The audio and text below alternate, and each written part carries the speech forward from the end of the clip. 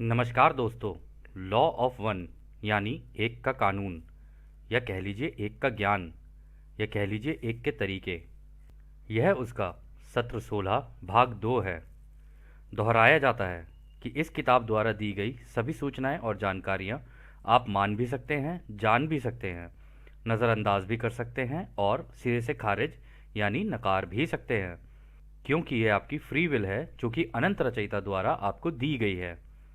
एक और बात कही जाती है कि लॉ ऑफ वन पूरी तरह से सबके लिए फ्री है। यदि कोई इकाई या व्यक्ति इसको निजी स्वार्थ के लिए इस्तेमाल करे तो वह उसकी निजी जिम्मेदारी होगी।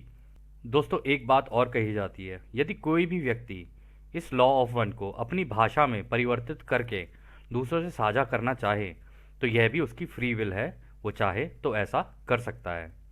तो अगला सवाल डॉन करते हैं, यह करने का उनका मकसद क्या था? तो रा कहते हैं, ओरियन समूह का मकसद जैसे कि पहले बताया गया था, जीतना और गुलाम बनाना है।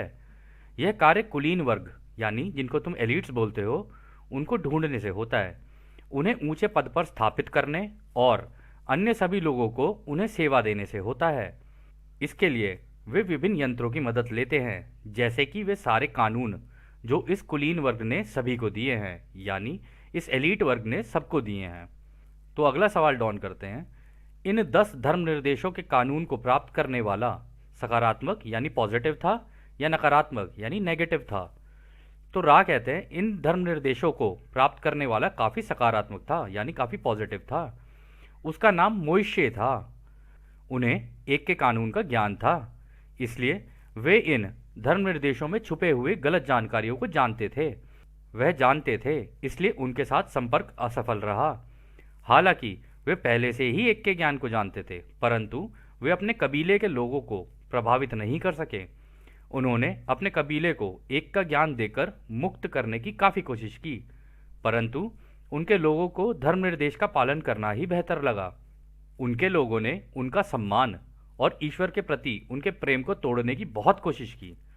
उन्हें अपने समूह से भी निकाल दिया गया था तथा उनका बहिष्कार भी किया गया। अंत में उन्होंने दुखी होकर तीसरी घनत्वता को छोड़ दिया, यानी कि उनकी मृत्यु हो गई। तो दोस्तों, ऐसा ही होता है। ये जरा सही रास्ते पे कोई चलने की कोशिश करता है तो उस बेचारे के साथ ऐसा ही हो जाता है।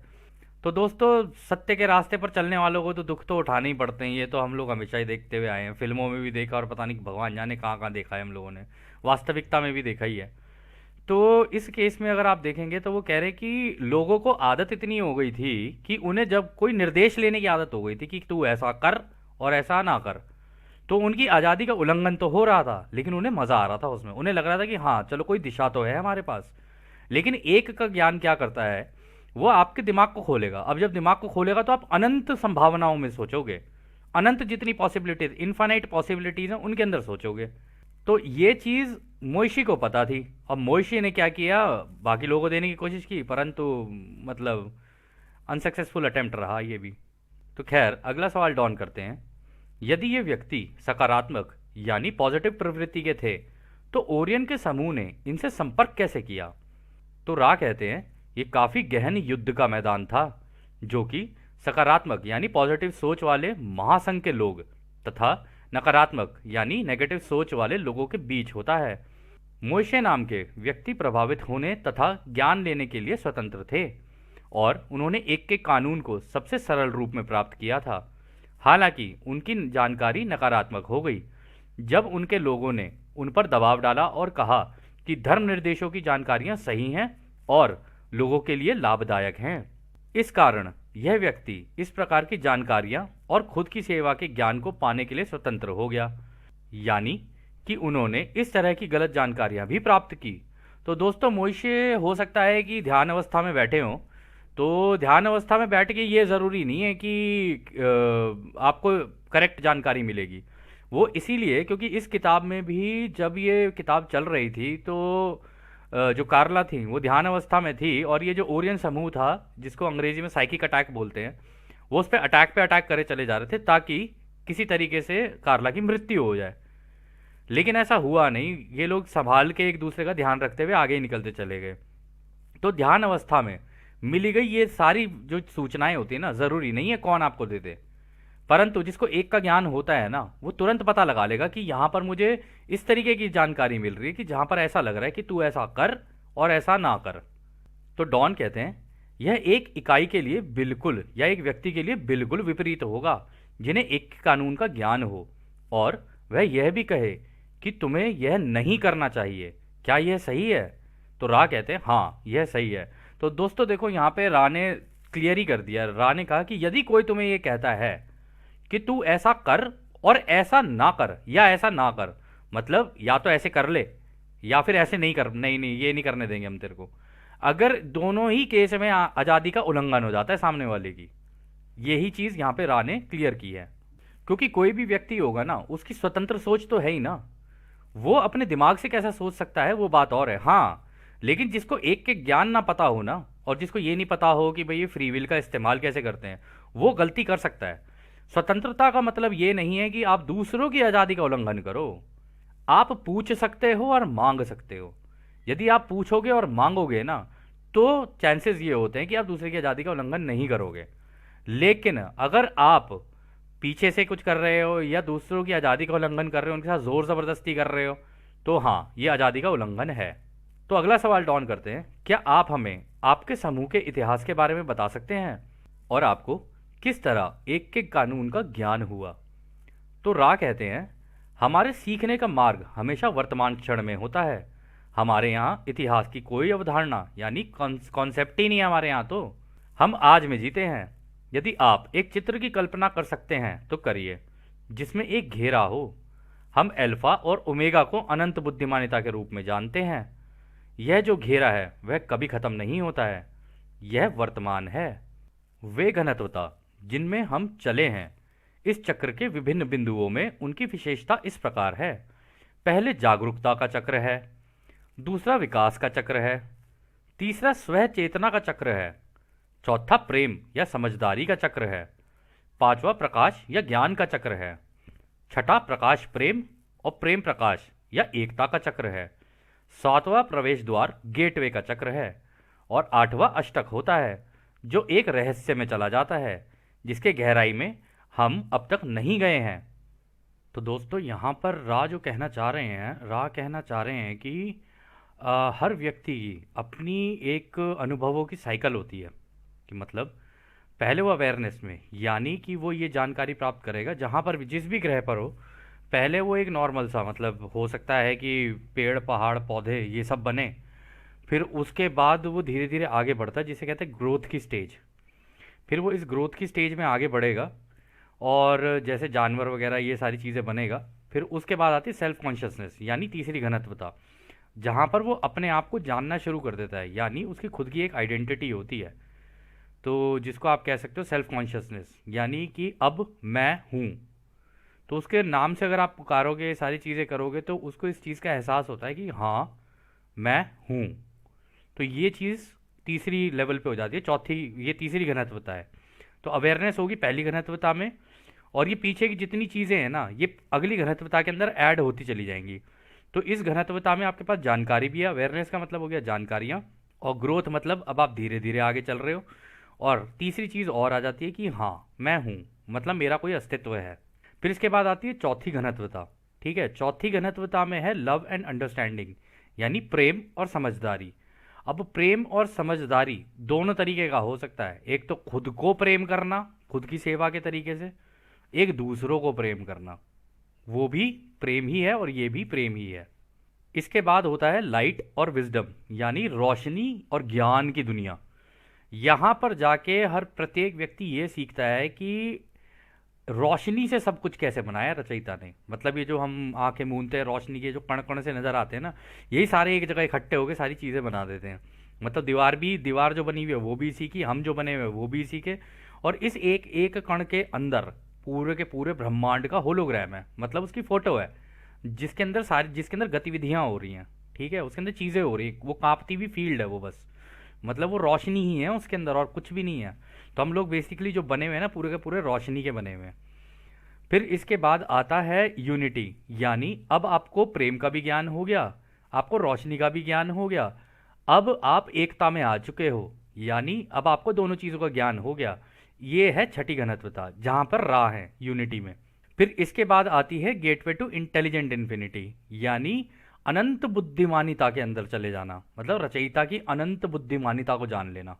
और वो आपको याद होगा कि हमने आपको दिखाया था जो हमारी आकाशगंगा है उसके सेंटर में जो बिल्कुल एकदम वो बना हुआ है ना, एक लाइट बीइंग है।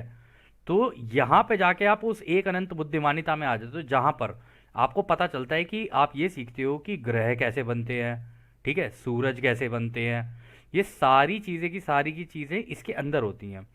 फिर इसके बाद होती है आठवीं घनत्वता। आठवीं घनत्वता में जितनी भी चीज़ें होती हैं ना, ये सारी ब्लैक होल में घुस जाती हैं, और ब्लैक होल में घुसने के बाद पीछे से जाके बस तरंगों में कन्वर्ट हो जाती हैं। तो यानी एक तरीके से आप अब रचयिता बन चुके हो, प्योर। अब आपको किसी चीज़ की टेंशन नहीं है कि भाई क्या है भूतकाल, क्या है भविष्य, क्या है वर्तमान, सारा कुछ यहीं पे एक ही जगह पे जाके मिल जाता है। इसलिए इसको कहते हैं रहस्य की दुनिया। यहाँ पे सारे रहस्य जो है ना, वो आपको पता चल जाता है कि रचयिता ने किस तरीके से किया सारी चीज़ों को। तो खैर इसके आगे डॉन कहते हैं, आपका बहुत बहुत धन्यवाद। पिछली सामग्री में आपके संपर्क से पहले परिसंघ द्वारा यानी महासंघ द्वारा यह कहा गया था कि कोई भूतकाल या भविष्य नहीं है, सब वर्तमान ही है। क्या यह एक अच्छी समानता एनालॉजी होगी? क्या मतलब हमारा समझना ठीक होगा कि कोई भाई भूतकाल नहीं है, कोई भविष्य नहीं है, सब कुछ वर्तमान में चल रहा है? तो रा इसका जवाब देते हैं। रा कहते हैं तीसरी घनत्वता में भूतकाल, वर्तमान और भविष्य तीनों होते हैं, परंतु यदि कोई व्यक्ति भविष्य में निकल जाए यानी कि वह मर जाए और उसका चक्र तीसरी घनत्वता में पूरा हो जाए, तो उसे उस वक्त सिर्फ वर्तमान ही दिखता है। तो दोस्तों यहाँ पर ये जो कह रहे हैं ना, जब कोई व्यक्ति मर के जाता है ना, तो उसके सामने हालांकि उसकी सारी चीज़ें होती हैं, भूतकाल भी होगा, भविष्य भी होगा, वर्तमान भी होगा, सब होगा, लेकिन सारी की सारी चीज़ें उसे एक ही वक्त पे दिखने लग जाती हैं। इस वजह से राय यहाँ पर कह रहे हैं कि यहाँ पे ना मरने के बाद सब चीज़ें वर्तमान ही हो जाती हैं, उसको सारी चीज़ें एक ही जगह पे इकट्ठी होकर दिखने लग जाती हैं। इसको कहते हैं जीरो पॉइंट पे चले जाना। यदि आप ऐसे सोच के चलिए कि मान लीजिए आपकी सारी जिंदगी की, अगर आप इसे समझना चाहें तो इसको समझने का सबसे बढ़िया तरीका है, आपकी सारी जिंदगी की जितनी भी चीज़ें हैं वो सारी एक साथ में अगर आपकी आंख के सामने आ जाएं, तो आपको सोचना ना पड़े, बस आपके सामने फिल्म सी हो और एक एक चीज़ उसके अंदर आपकी आंख के सामने हो, और जितनी जिंदगियां आपने जी हैं वो भी सारी एक ही जगह इकट्ठी होगी एकदम आंख के सामने आ जाए। मतलब एक ऐसा टीवी जिसके अंदर आप सारा कुछ देख सकते हो, परंतु ये टीवी नहीं है, ये आपकी आंख के सामने वही छोटे छोटे से ऊर्जा के कण होंगे, उन्हीं के अंदर पूरी की पूरी फिल्म दिख जाएगी आपको सारी की सारी। फिर आगे रहा कहते हैं, हम भी स्वयं यह समझदारी सीख रहे हैं। सातवें स्तर पर या घनत्वता में यदि हमारी विनम्र कोशिशें, हम्बल एफर्ट्स पूरी हो जाएंगी, तब हम भी एक हो जाएंगे। तब हमारी कोई भी यादें नहीं होंगी, ना ही हमारी पहचान होगी, ना ही कोई भूतकाल होगा और ना ही भविष्य होगा, हम सब एक होंगे। तो रा भी यही कह रहे हैं कि जब वो सातवीं घनत्वता में पहुंचेंगे ना, यानी गेटवे टू इंटेलिजेंट इन्फिनिटी में एक बार पहुंच गए वो, मतलब उस द्वार पे पहुंच गए जहां पर रचयिता की बुद्धिमानिता के अंदर पहुंच गए आप, मतलब आप वो गैलेक्सी के सेंटर में पहुंच गए। और जब आप वहां पहुंच जाते हो ना, फिर उसके बाद सारी की सारी चीज़ें आपकी घुल मिल जाती हैं, फिर आपको ना, आपके लिए ना कोई भूतकाल है ना भविष्यकाल है, आप जीरो हो चुके हो, अब एकदम जीरो, मतलब अब आप उस स्टेज पे आ चुके हो जहां पे अब आप भी सब कुछ देख सकते हो। इसके बाद वाली स्टेज जो है वो रहस्य की है, कि रचयिता के दिमाग के अंदर घुस जाना, मतलब रचयिता की तरह तरंगे बन जाना, ये है। तो फिर अगला सवाल डॉन करते हैं। तो इसका मतलब यह है कि आपको सभी चीज़ों की जागरूकता हो जाएगी, मतलब आपको सारी चीज़ों की जानकारी हो जाएगी। तो रा कहते हैं हाँ, ये आंशिक रूप से सही है। यह हमारी समझदारी है कि यह सब हमारी जागरूकता नहीं बल्कि उस रचयिता की साधारण जागरूकता है। इस प्रकार हमें यह ज्ञान मिला है। तो रा यहाँ पर कह रहे हैं कि देखो, ये हमारी समझदारी है कि हम लोग ये जानते हैं कि जागरूकता नहीं बल्कि उस रचयिता की साधारण जागरूकता, मतलब रचयिता का जो दिमाग किस तरीके से काम करता है ना, ये तरंगे किस तरीके से काम करती हैं, कहते वो सारी जानकारियां हम लोगों को मिल जाएंगी, तब जाके हम लोग रचयिता बन जाएंगे, प्योर रचयिता। जैसे रचयिता ने रचा हम भी रचने लग जाएंगे। तो अगला सवाल जो डॉन ने पूछा था वो रा को समझ नहीं आया, तो उन्होंने कहा कृपया अपना सवाल दोबारा पूछिए। तो डॉन सवाल करते हैं कि हमारी आकाश गंगा में कितने ग्रहों में जीवन है, मतलब जैसे हम जी रहे हैं ऐसे और कितने ग्रहों में है। तो रा कहते हैं हम यह अनुमान लगा रहे हैं कि आपको सारी घनत्वता की चेतना के बारे में जानना है, या इस सवाल में केवल जागरूकता की घनत्वता के बारे में ही जानना है, यानी केवल अवेयरनेस वाली। सारे ग्रहों का 1/5 ग्रह में एक ये एक से अधिक घनत्वता की जागरूकता है। तो कहने का मतलब है दोस्तों, पूरे हमारी जो आकाशगंगा है उसमें जो 5% ग्रह हैं ना, उनमें एक या एक से ज्यादा घनत्वताएं हैं। मतलब एक का मतलब हो गया यहाँ पर कि हवा पानी और ये सारी चीजें, और एक से ज्यादा का मतलब ये हो गया कि वहां पर किसी ग्रह पे ये भी हो सकता है केवल हवा पानी और जानवर ही हो। कोई ऐसा ग्रह भी हो सकता है इन 5% में जिनमें हवा पानी इस तरीके की चीजें हों, या वहां के जैसा जो भी एनवायरनमेंट है वो हो, उसके साथ उन उस तरीके के जानवर हों और उस तरीके के लोग भी हों, या फिर उसके बाद उसके अंदर ही चौथी घनत्वता भी हो जाए बाद में जाके। तो इस तरीके से राह बताने की कोशिश कर रहे हैं। तो आगे राह कहते हैं कुछ ग्रह सिर्फ कुछ घनत्वता के लोगों के ही रहने लायक है। उदाहरण के तौर पर आपका ग्रह इस समय पहली, दूसरी और तीसरी और चौथी घनत्वता के रहने लायक है। तो राह कह रहे कि अब तुम्हारा ग्रह भी चौथी घनत्वता में घुस चुका है। इसलिए दोस्तों इस वक्त इस ग्रह पे जितने भी लोग हम लोग रह रहे हैं ना, हवा पानी जानवर और भी जितनी भी चीजें हैं, ठीक है, वो सारी चीजें प्लस ये जो चौथी घनत्वता है, ये जो सतयुग है, ये इसमें एंटर कर चुकी है। लेकिन अभी किस दिशा में जाएगी वो एक अलग कहानी है, कि भाई खुद की सेवा वाली दिशा में निकल जाएगा ये ग्रह या दूसरों की सेवा में निकलेगा, क्योंकि है तो दोनों ही प्रेम। जाएगा किस दिशा में ये देखना पड़ेगा आगे। तो अगला सवाल डॉन करते हैं, अंदाजन हमारे आकाशगंगा के कितने ग्रहों के बारे में हम जानते हैं कि वहां जीवन है, चाहे वह किसी भी घनत्वता के हों। तो राह कहते हैं लगभग 6 करोड़ 70 लाख हैं। तो दोस्तों 6 करोड़ 70 लाख तो ऐसे हैं जो जिनके ऊपर हमारे जैसे लोग हैं, और ये 6 करोड़ 70 लाख लोग नहीं है, इतने तो ग्रह हैं जिनके ऊपर जीवन है, हमारे जैसे लोग हैं। अब हो सकता है हमसे दिखने में अलग हो सकता है किसी और तरीके के हो, उनकी स्किन अलग हो, उनका टेक्सचर अलग हो, परंतु चेतना सबकी एक है। मतलब वो भी अपने अपने लेवल पे सोच रहे हैं और अपने अपने लेवल पे आगे निकल रहे हैं। तो अगला सवाल डॉन करते हैं, क्या बता सकते हैं कि उनमें से तीसरी, चौथी, पांचवी, छठी घनत्वता कितने प्रतिशत है? आप अंदाजन बताइए। तो यहां डॉन पूछ रहे हैं कि अब आप हमें तीसरी, चौथी, पांचवी और छठी इन घनत्वता के हिसाब से ये 6 करोड़ 70 लाख जो आपने बोले, जो ग्रह बोले 6 करोड़ 70 लाख, इनमें से कितने ऐसे हैं जो कि चौथी के हैं, तीसरी के हैं, पांचवी के और छठी के हैं, इस तरीके से। तो राह कहते हैं पहली घनत्वता 17% है, यानी हवा पानी और ये सारी चीजें होंगी उसके अंदर। फिर कहते हैं दूसरी घनत्वता 20% है, यानी हवा पानी के साथ साथ जानवर वगैरह हैं। फिर वो कहते हैं तीसरी घनत्वता 27% है, यानी 27% ग्रह ऐसे हैं जिन पर हवा पानी और लोग भी हैं। अब वो किसी भी तरीके के हो सकते हैं। फिर वो कहते हैं चौथी घनत्वता 16% है, यानी हवा पानी ये सारी चीजें होंगी लेकिन लोग भी होंगे, लेकिन चौथी घनत्वता वाले लोग होंगे। फिर वो कह रहे कि पांचवी घनत्वता 6% है, मतलब जो पांचवी होगी, जो जहां रोशनी की जो घनत्वता है वहां पर 6% है। बाकी सारी चीजें भी होंगी और एक एक माहौल भी होगा, एक एनवायरनमेंट भी होगा, लेकिन 6% है। फिर वो कहते हैं इसके आगे की जानकारी हम नहीं दे सकते हैं क्योंकि वह आपकी आज़ादी का उल्लंघन होगा। तो दोस्तों उन्होंने जानबूझ के नहीं बताया छठी घनत्वता के बारे में, क्योंकि अगर वो छठी घनत्वता के बारे में बताते तो अपना ही बता देते हैं ना कि हम कितने हैं। तो हो सकता है ना चाहते हो अपने बारे में बताना। तो आगे राह कहते हैं हम एक चीज़ के बारे में बता सकते हैं, करीबन 35% ऐसे बुद्धिमान ग्रह हैं जिसे इस प्रतिशत के पैमाने में नहीं रखा जा सकता है। छठी और सातवीं घनत्वता के रहस्य के बारे में हम नहीं बता सकते हैं। तो देखो दोस्तों यहाँ पे राह ने जानबूझ के नहीं बताया, इसको कहेंगे समझदारी। भाई हम अपनी छठी और अपने आगे के जो है ना उनके बारे में नहीं बता सकते, क्योंकि ऐसे तो हम अपनी आज़ादी का ही उल्लंघन कर देंगे। मतलब हम अपनी जानकारी दे देंगे तुम्हें, तुम हमसे वो पूछ लो जो तुम्हें जानना है। अपनी जानकारी जहां तक सीमित, मतलब हम अपने से नीचे की बता सकते हैं जितनी घनत्वताओं की है, और तुम्हारे बारे में भी बता सकते हैं, लेकिन अपनी देनी जानकारी किसी को, ये तो हमारी खुद की आज़ादी का उल्लंघन हो सकता है ना। और जो सातवीं घनत्वता में बैठे होंगे उनकी भी आज़ादी का उल्लंघन है, क्यों हमसे बिना पूछे हमारे बारे में क्यों बताया। तो इस तरीके से राह यहाँ पे बताने की कोशिश कर रहे हैं। तो अगला सवाल डाउन करते हैं, अच्छा पहली पांचवी घनत्वता में वे सारे लोग होते हैं जो तीसरी घनत्वता से एक के कानून का ज्ञान सीखकर तथा उसे अपने जीवन में लागू करके आगे बढ़े हैं, क्या मैं सही कह रहा हूँ? तो राह कहते हैं हाँ यह सही है। तो दोस्तों यहाँ पर भी वही बात हो रही है कि भाई जो एक के कानून का इस्तेमाल करते हुए, मतलब ये रचयिता के बनाए हुए तरीकों का इस्तेमाल करेगा, वो धीरे धीरे धीरे धीरे आगे प्रोग्रेस करता चला जाएगा, जिसे कई लोग 5D कहते हैं, 4D कहते हैं। 5D 4D कुछ नहीं है। अब ये ग्रह चौथी घनत्वता में जाएगा जिसको फोर्थ डेंसिटी बोलते हैं। डायमेंशन एक अलग चीज़ हो गई। डायमेंशन में आप टाइम भी कैलकुलेट कर लोगे और चीज़ें भी कैलकुलेट कर लोगे। अगर टाइम को अगर आप कैलकुलेट करते हो फिर तो ये फिफ्थ डायमेंशन आप इसे बोलोगे।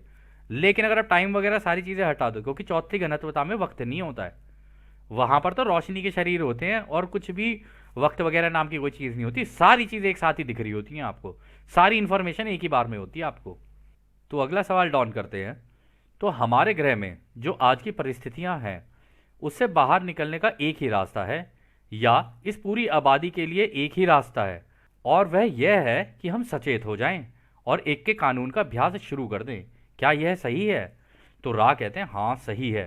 तो यहाँ पे डॉन कह रहे हैं कि जिस तरीके की परिस्थितियां हमारे ग्रह पर हो गई हैं, अगर उनसे बाहर निकलना है, मतलब अगली घनत्वता में जाना है, तो इस एक के कानून का अभ्यास करना शुरू कर दें, इसका इस्तेमाल करना शुरू कर दें, ताकि हम अगली घनत्वता में जा सकें।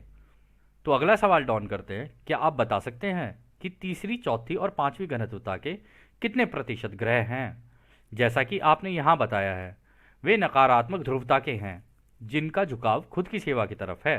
तो वो कह रहे हैं कि आप हमें ये बता सकते हैं कि जिनका नकारात्मक मतलब नेगेटिव वाले टाइप के किस तरीके के प्लैनेट हैं, जो खुद की सेवा वाले हैं, मतलब जहाँ पर इस तरीके का ड्रामा है कि भाई इस तरीके के लोग हैं जो अपने अपने बारे में सोचते हैं या फिर खुद की सेवा के रास्ते पे चलते हैं कि जी हम हैं, बाकी सब पानी कम है। तो रा कहते हैं हम यह सवाल के बारे में नहीं बता सकते हैं, क्योंकि इससे भ्रम का कानून यानी लॉ ऑफ कन्फ्यूजन लग जाएगा, आज़ादी का उल्लंघन हो जाएगा। हम बस इतना बता सकते हैं कि नकारात्मक या खुद की सेवा की तरफ झुकाव वाले ग्रह बहुत ही कम हैं। आपको सटीक अंक बताना सही नहीं होगा। तो देखो दोस्तों, इसमें रा की समझदारी ही है। उन्होंने कहा जब हम अपना नहीं बता रहे हैं तो हम उनके बारे में भी क्यों बताएं, इससे तो उनकी भी आज़ादी का उल्लंघन है। तुम अपना पूछ सकते हो हमसे, अपना तुम पूछोगे हम तुम्हें बता देंगे, लेकिन तुम बाकी दूसरों का पूछोगे कि जैसे हमारी आदत होती है उसके घर में क्या चल रहा है, उसके घर में क्या चल रहा है, ताका झाकी लुक्का छुपी बहुत हुई, ये जो चल रही होती है ना हमारी भी आदतें, वो एक तरीके से दूसरे की आज़ादी का उल्लंघन है। तो खैर दोस्तों, यह सत्र अब यहीं समाप्त होता है। और जैसा कि राह हमेशा कहते हैं, अब हम आपको उस एक अनंत रचयिता के प्रेम, उसकी रोशनी, उसकी शक्ति और उसकी शांति में छोड़कर चलते हैं। आदने हमारे भाइयों, आदने वासु। धन्यवाद।